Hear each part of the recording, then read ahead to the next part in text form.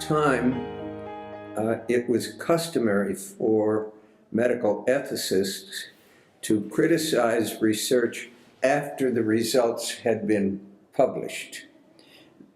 It was very unusual, almost without exception. Ethicists were never consulted when the research was designed.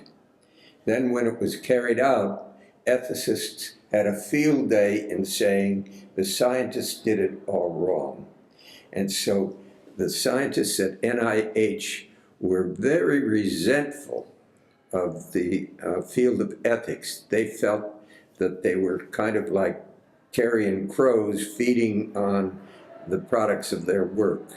And everywhere I went at NIH, and remember there were about 14,000 scientists at NIH, I didn't find a one who had any respect for biomedical ethics.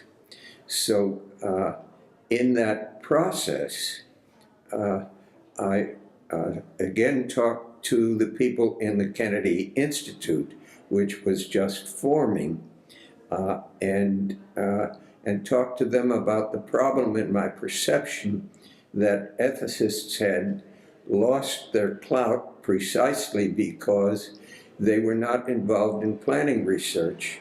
When it was done, they had lots of criticism, and nobody likes to get criticism after they've completed important research.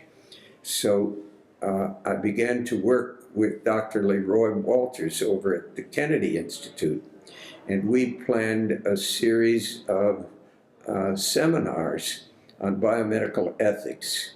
We had one every month, and I was able, or he was able, to persuade ethicists from all over the country to come free of charge to talk about biomedical ethics and the things that scientists should think about when they are designing their research. The first seminar was a disaster. Dr. Walters, myself, and one other person, Charles McKay, showed up for the seminar, and we were the people who had designed it. So we thought this may not work. But the second one had 6 or 7 people, and within a year or two we were commending 400 to 500 scientists coming, many of them to argue. And so we changed the format a little bit, and we have an ethicist opposite a scientist.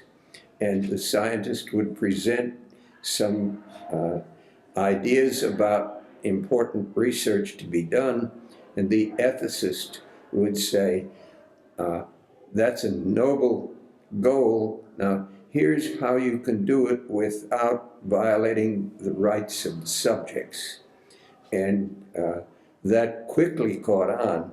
And so in a course of roughly by 1980, the whole tenor of NIH had changed from hostility to ethicists to endorsement. And all of a sudden, universities began to provide people with training in ethics, and they made themselves available to scientists. And so the quality of the research was changed dramatically.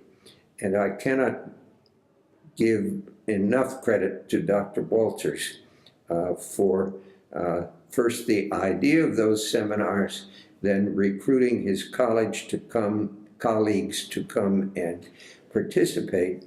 And he was so engaging and so clever and so funny that he was extraordinarily popular. Even though they didn't want to agree with him, he won them over and changed the whole atmosphere of 14,000 scientists at NIH, and many of them stayed at NIH only a year or two and then went to other research centers, and consequently the radiation from that seminar series was dramatic.